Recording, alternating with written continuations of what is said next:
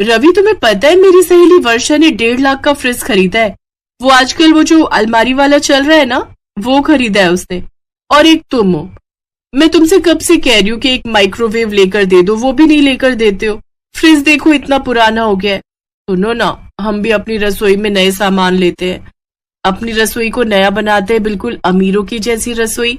अब शालिनी, तुम जानती हो शादी के तुरंत बाद मैंने ये फ्लैट लोन पर लिया था। अभी इसकी भी किश्त भर रहा हूं, ऊपर से घर का खर्चा और भी बहुत सारे खर्चे हैं। मेरे लिए अभी इतने पैसे निकालना बहुत मुश्किल है। तुम्हारी सहेलियां बहुत अमीर हैं, वो ये सब आराम से ले सकती हैं, पर तुम तो मुझे समझ सकती हो ना। शालिनी रवि का हाथ झटक देती है और चाय का कप और प्लेट उठाकर रसोई में चली जाती है। किस्मत मेरी ही खराब है जो मैंने तुमसे शादी की। मेरे पापा तो मेरे लिए बड़े बड़े घरों के रिश्ते बता रहे थे, पर मैं ही पागल थी जो तुमसे प्यार कर बैठी और तुमसे लव मैरिज करने की जिद कर ली। एक तो पहले ही ठीक ठाक घर में पैदा हुई जहाँ इतने पैसे नहीं थे, शादी हुई वो भी ऐसे घर में जहाँ पर पैसे के नाम पर कंजूसी ही है, सूंघ सूंघ कर पैसे खर्च करो। शालिनी अभी बोल ही रही थी कि उसकी सास मंदिर से आ जाती है। वो शालिनी की बातें सुन चुकी थी। शालिनी बहू इतना बोलते हैं, कर तो रहा है रवि, और कितना करे बेचारा, पूरा दिन मेहनत करता है, तुम्हें तो सपोर्ट करना चाहिए। और तुम हो कि उसको सुना रही हो, उसकी कमजोरी का उसे एहसास दिला रही हो। एहसास दिलाऊंगी तभी कुछ करेंगे, वरना ये नहीं कुछ करने वाले। मुझे तो लग रहा है मुझे ही कुछ करना पड़ेगा, इनके बस का कुछ नहीं। मैं अपनी इच्छाओं को नहीं मार सकती। मैं अपनी सहेली अल्पना के घर जा रही हूँ, रात की रोटी माँ जी बना लेंगी, मेरा डिनर मेरी फ्रेंड के घर पर है। शालिनी मुंह बनाती हुई अपने कमरे में चली गई। रवि अपने काम पर चला गया और उसकी सास दूसरे कामों को देखने लगी। शाम के समय शालिनी अपनी सहेली अल्पना के घर जाती है। शालिनी जब कल्पना की रसोई देखती है तो वो हैरान रह जाती है। अल्पना की रसोई आलीशान थी, वहां पर भी सभी तरह के बढ़िया किचन इलेक्ट्रॉनिक रखे हुए थे। शालिनी की सहेली वर्षा भी वहां आई हुई थी। अल्पना, तुम्हारी रसोई तो बहुत अच्छी है, मेरी रसोई में तो ये सब है ही नहीं। तुम लोग ये सब कैसे इतना खरीद लेते हो? क्या हस्बैंड पैसे देते हैं या फिर और कौन देगा? हस्बैंड ही देते हैं। जब शादी की है तो हमारे खर्चे तो उन्हें उठाने ही पड़ेंगे ना। लेकिन ऐसा नहीं है, वो मेरी ननद ना थोड़ी कम पैसे वाली है, तो जो फ्रिज मैंने लिया है उसे बहुत पसंद आया था, उसने भी खरीदा है पर किश्तों में लिया है। अगर तू चाहे तो तुझे भी किश्तों में फ्रिज मिल सकता है, बस थोड़े पैसे पहले देने पड़ते हैं, उसके बाद तुम्हारी इंस्टॉलमेंट्स बन जाती है। क्या तू सच कह रही है? कितने पैसे देने पड़ेंगे? वो मैं अभी अपनी ननद से पूछ लेती हूँ, वो तो बहुत कुछ किश्तों में लेती रहती है। उन्होंने तो धीरे धीरे करके पूरी रसोई ऐसी बना दी अपनी कि पूछो मत। महंगी से महंगी क्रॉकरी, बढ़िया बढ़िया इलेक्ट्रॉनिक आइटम्स, सारी किचन ऐसी उनकी सजी रहती है। वर्षा की बातें सुनकर शालिनी के मन में लालच आ जाता है और वो भी अपनी सहेली के कहने पर रसोई के लिए महंगा वाला फ्रिज खरीद ही लाती है। शालिनी, ये क्या है इतने बड़े बक्से में? माँ जी, मैंने वो बताया था ना आजकल अलमारी वाले फ्रिज चल रहे, मैंने वही खरीदा है। 1.5 लाख का फ्रिज है, मैं तो बहुत खुश हूँ। 1.5 लाख? पर इतने पैसे कहाँ से आए बहू? अरे माँ जी, 1.5 लाख रुपए एक साथ नहीं दिए, मेरी किश्तें बनी है, 2 साल तक हर महीने थोड़े थोड़े पैसे देने हैं। बस अब मैं इसको बढ़िया से रसोई में सजा देती हूँ, फिर इसमें अच्छे अच्छे सामान लाकर रखूंगी। उस दिन के बाद शालिनी ने रसोई की हर चीज किश्तों में खरीदना अपनी आदत बना लिया। वो तो अपनी रसोई को बिल्कुल अमीर रसोई बनाना चाहती थी, इसलिए आज फ्रिज, कल महंगा वाला माइक्रोवेव, फिर जूसर, कभी फूड प्रोसेसर। इस समय शालिनी के ऊपर कम से कम 8 से 9 लाख का कर्ज था। आज फिर शालिनी ने एक कॉफी मशीन मंगवा ली जिसकी कीमत 75,000 रुपए थी। तभी रवि आ जाता है। उस समय शालिनी की सहेलियां चाय पर आई हुई थी। शालिनी उनके सामने अपनी रसोई की चीजें दिखा रही थी। कैसी लगी मेरे नए कॉफी मशीन की कॉफी? वर्षा, थोड़ी और लो। सचमुच कॉफी तो इस कॉफी मेकर में बहुत टेस्टी बनी है। वैसे तेरी रसोई बिल्कुल अमीरों वाली बन गई है। अब ना इस रसोई को तुड़वाकर एक नया मॉड्यूलर किचन बनवा ले, सारा सामान तेरा उस किचन में सेट हो जाएगा। हाँ वर्षा ठीक कह रही है, अल्पना की किचन तो तूने देखी है ना, मैंने भी अल्पना की जैसी किचन बनवाई है। सब कुछ स्टील की और वुड के दरवाजे, अलमारियां बहुत बढ़िया होती है, पूरा मॉडर्न किचन बन जाता है। इसमें भी तू बनवाने के बाद थोड़े थोड़े पैसे दे सकती है, पूरे पैसे एक साथ देने की जरूरत नहीं। अच्छा, कितने लाख की बन जाएगी? वो तो तेरे ऊपर डिपेंड करता है कि तू उसमें कितना खर्च कर सकती है। वैसे 1 लाख से 5 लाख के बीच में आराम से बन जाएगी। वो मैं तेरी बात कर दूंगी, है मेरी जानकारी में वो थोड़े थोड़े पैसे लेकर बना देंगे। ठीक है, मैं प्लान करती हूँ। अच्छा तुम लोग कॉफी पियो, मैं तुम्हारे लिए अपने नए एयर फ्रायर में बने स्नैक्स लेकर आती हूँ। शालिनी, रवि बहुत देर का आया हुआ है, मेरे कमरे में बैठा है, वो थोड़ा परेशान है। आप? अच्छा मैं देखती हूँ। क्या हुआ रवि? माँ जी कह रही है कि तुम थोड़े परेशान हो। हाँ, वो हमारी कंपनी बंद हो रही है, तो इसी वजह से ये लास्ट मंथ है जो हम लोग जाएंगे। फिर अगले महीने से मुझे कहीं और नौकरी ढूंढनी पड़ेगी। तुम्हारी नौकरी छूट गई, पर तुम तो मुझे इस महीने कुछ पैसे देने वाले थे। इसीलिए तुम्हें समझाती थी बहू, पर तुम मेरी बात सुनती कहाँ थी। हमारे बड़े बुजुर्ग कह गए हैं कि जितनी चादर हो उतने पैर पसारने चाहिए। मैंने सोच लिया है माँ जी, मैं ये सब चीजें बेच दूंगी। जब मैं पैसे ही नहीं भर सकती तो मैं ये सब चीजें रख कर क्या करूंगी। पता नहीं रवि की नौकरी कब लगेगी, और जब लगने के बाद भी 1 महीने बाद पैसे आएंगे, और घर में दूसरी चीजों के लिए भी पैसों की जरूरत है। शालिनी अभी बात कर ही रही थी कि उसकी सहेली अल्पना और वर्षा आ जाती हैं। वो सारी बातें सुन चुकी थी। शालिनी, वो मेरा पर्स यहाँ रह गया था। परेशान मत हो, तू हमारी दोस्त है, और दोस्त हमेशा दुख सुख के साथ ही होते हैं। हमने ही तुझे ये सब खरीदने के लिए उकसाया था, और हम ही तुझे हल बताएंगे। देख, मैं ये नहीं कहूंगी कि तू हमसे कर्जा लेकर किश्तें भर, बल्कि मैं ये कहूंगी कि तू नौकरी कर। सच, अगर ऐसा हो सकता है तो मैं तुम दोनों के साथ काम जरूर करूंगी। Thank you Kalpana, thank you Varsha, तुम दोनों मेरी सबसे प्यारी दोस्त हो। शालिनी की आंखों में खुशी के आंसू आ जाते हैं, और अपनी सहेलियों की वजह से उसे हिम्मत मिलती है। और आज शालिनी की दोनों सहेलियों ने उसका साथ दिया, और धीरे धीरे करके शालिनी ने मेहनत के साथ अपनी सारी किश्तें उतार दी।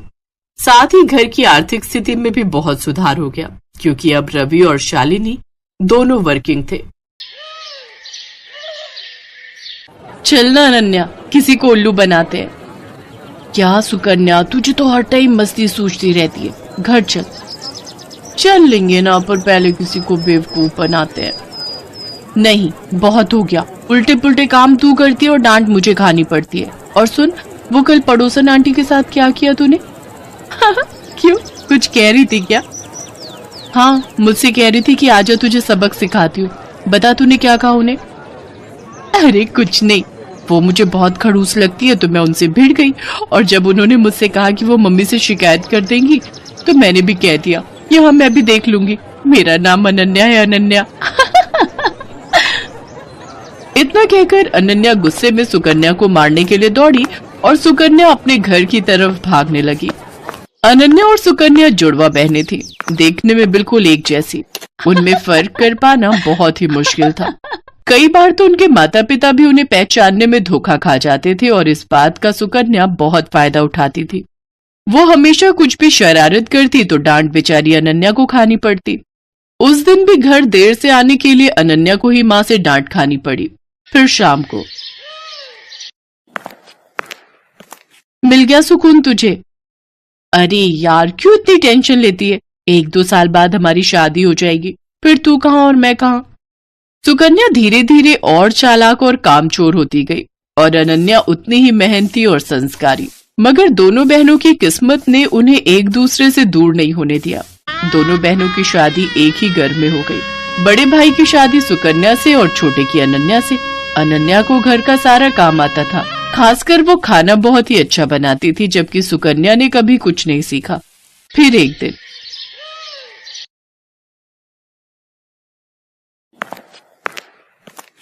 अरे बैठकर टीवी देख रही हो, पहले जाकर कपड़े तो धो लो।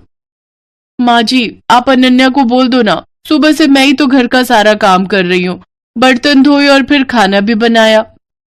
अच्छा, सॉरी बेटा, मुझे लगा कि वो सब अनन्या ने किया है। नहीं माँ जी, सारे काम मैंने किए, वो तो बस अभी निकली है अपने कमरे से। अच्छा, रुको जरा, अभी खबर लेती हूँ उसकी। सरला गुस्से में अनन्या के पास गई जो झाड़ू लगा रही थी। दिन भर बस टीवी या फिर आराम, अब ये कोई टाइम है झाड़ू लगाने का? पर माँ जी। चुप हो जाओ, एक उसे देखो, अपनी बहन को, कितना काम करती है बेचारी। अपनी सास की बात सुनकर अनन्या समझ गई कि उसकी बहन सुकन्या ने उसकी सास को भी बेवकूफ बना दिया है। वो अपनी सास से कुछ नहीं बोली और चुपचाप झाड़ू लगाती रही। बेचारी अनन्या सुबह से शाम तक घर के सारे काम करती, लेकिन फिर भी उसे ही सास की डांट खानी पड़ती। फिर एक दिन, अरे बहू चल मेरे साथ रसोई में आज मिलकर खाना बनाते हैं। ठीक है माँ जी, आप चलो मैं आती हूँ। सरला रसोई की तरफ चली गई और सुकन्या सीधे अनन्या के कमरे में। अरे अनन्या, वो तुझे माँ जी बुला रही हैं खाना बनाने के लिए। अच्छा, बस अभी जाती हूँ। सुकन्या ने एक बार फिर अनन्या को बुद्धू बना दिया था और बेचारी अनन्या को पता ही नहीं था कि उसकी सास ने उसे नहीं बल्कि सुकन्या को बुलाए है। उधर रसोई में, आ गई, कहाँ रह गई थी? चलो एक काम करो, तुम आटा गूंथ दो, मैं सब्जी काट देती हूँ। ठीक है माँ जी। अनन्या ने बहुत जल्दी और बहुत अच्छा आटा गूंथा था, जिसे देखकर सरला बहुत खुश हुई। और फिर, क्या बात है, इतनी जल्दी और इतना अच्छा आटा गूंथ दिया। अरे तुम अनन्या को कुछ सिखाती क्यों नहीं हो? उसे तो कुछ भी नहीं आता। अनन्या समझ गई थी कि उसकी सास सरला उसे सुकन्या समझ रही थी और वो ये भी समझ गई थी कि रसोई के काम से बचने के लिए कामचोर सुकन्या ने उसे सरला के साथ भेज दिया। उसे सुकन्या पर बहुत गुस्सा आया, लेकिन वो कुछ बोली नहीं। ऐसे ही वक्त बीतता गया। सरला की नजर में घर का सारा काम सुकन्या करती थी, रसोई सुकन्या ही संभालती थी, जबकि अनन्या सिर्फ दिन भर टीवी देखती थी। जबकि सच इससे बिल्कुल उलट था। और फिर एक दिन, अरे बेटी सुकन्या। जी माँ जी, बताइए। उस दिन जो तुमने हलवा बनाया था ना, वो बादाम वाला, मेरा खाने का बहुत मन हो रहा है, मेरे लिए बना दो ना। इसमें कौन सी बड़ी बात है, लो आप टीवी देखो, मैं बस अभी लाती हूँ बनाकर। ना ना, मुझे तो खाना है ही, पर मुझे वो हलवा बनाना भी सीखना है, तो मैं भी चलती हूँ साथ। तुम बनाना और मैं देखूंगी। अब आप बैठिए ना माँ जी। अरे चलो ना, साथ में बनाते हैं। सरला जिद पर अड़ गई थी और उधर सुकन्या की हालत खराब हो रही थी, क्योंकि आज तक उसने कभी कुछ बढ़िया नहीं बनाया था। जबकि उसकी सास सरला को लगता था कि सुकन्या ने पूरी रसोई संभाल रखी है। लेकिन सुकन्या इतनी जल्दी हार कैसे मान लेती? उसने फौरन दिमाग दौड़ाया। अब माँ जी, मैं तैयारी करती हूँ, तब तक आप बादाम ले आइए। अरे मुझे अपने कमरे में जाना पड़ेगा, बादाम का डिब्बा वहीं रखा है, चलो मैं लेकर आती हूँ। जैसे ही सरला अपने कमरे की तरफ गई, तभी रसोई में अनन्या आ गई। उसने बिल्कुल सुकन्या जैसी ही साड़ी पहन रखी थी। तू जा, मैं देख लूंगी। पक्का ना? हाँ हाँ, मुझे पता है कि तुझे कितना हलवा बनाना आता है, जल्दी कर वरना माँ जी आ जाएंगी। अनन्या नहीं चाहती थी कि उसकी बहन को डांट पड़े, इसलिए वो सुकन्या बनकर रसोई में काम करने लगी। उसने अपनी सास को सुकन्या बनकर ही हलवा बनाना सिखाया। हलवा बहुत ही स्वादिष्ट बना था। सरला सुकन्या से बहुत खुश थी, क्योंकि वो तो अनन्या को सुकन्या ही समझ रही थी। फिर जाते जाते सरला ने अनन्या से कहा, बेटी सुकन्या, तुम ना अपनी बहन को भी समझाओ, मुझे तो उसे देखते ही गुस्सा आ जाता है। बताओ, तुम दोनों एक ही माँ की कोख से जन्मी हो, लेकिन तुम में और उसमें कितना अंतर है। सरला की बात सुनकर अनन्या को बहुत दुख हुआ। वो अपनी सास से सब सच कहना चाहती थी, लेकिन फिर अपनी बहन के बारे में सोचकर चुप रह गई। अगली सुबह सुकन्या जैसे ही उठकर रसोई की तरफ आई, तो उसकी सास सरला ने उसका हाथ पकड़ लिया। ये क्या कर रही है माँ जी? आज तुझे नहीं छोड़ूंगी। तूने मुझसे हमेशा झूठ बोला, तुझे कुछ नहीं आता, और तूने हमेशा अपनी बहन की मेहनत को अपना बताकर आराम तलबी की, और वो बेचारी दिन भर रसोई और बाकी कामों में लगी रही, ऊपर से मेरी डांट भी चुपचाप सुनती रही। सरला लगातार सुकन्या को डांट रही थी। तभी सुकन्या ने फिर से झूठ बोलकर बचने की कोशिश की। नहीं माँ जी, मैं झूठ नहीं बोल रही, मैं तो खूब काम करती हूँ। कल रसोई में सारा दिन लगाकर आपके लिए हलवा बनाया था ना, तब तो आप भी वही थी। वही थी, इसीलिए सब कुछ जान सकी। तूने हलवा बनाया था तो जरा दिखा अपनी कलाई, जो कल कढ़ाई उतारते हुए जल गई थी। दिखा ना। अब सुकन्या अपने हाथ पीछे किए बिल्कुल चुप खड़ी थी, क्योंकि उसकी चोरी पकड़ी गई थी। इसके बाद सरला फौरन दूसरे कमरे में गई जहां अनन्या अपनी जली हुई कलाई के साथ खड़ी थी। सरला ने उसके सिर पर हाथ फिराया और बड़े प्यार से बोली, मुझे माफ कर दो बेटी, लेकिन तुम भी मुझसे वादा करो कि इस घाव के ठीक हो जाने के बाद भी तुम और कोई दर्द नहीं झेलोगी अपनी उस कामचोर बहन की खातिर। इस वीडियो को लाइक करें, हमारे चैनल को सब्सक्राइब करें, बेल आइकन जरूर प्रेस करें हमारी न्यू वीडियो सबसे पहले देखने के लिए।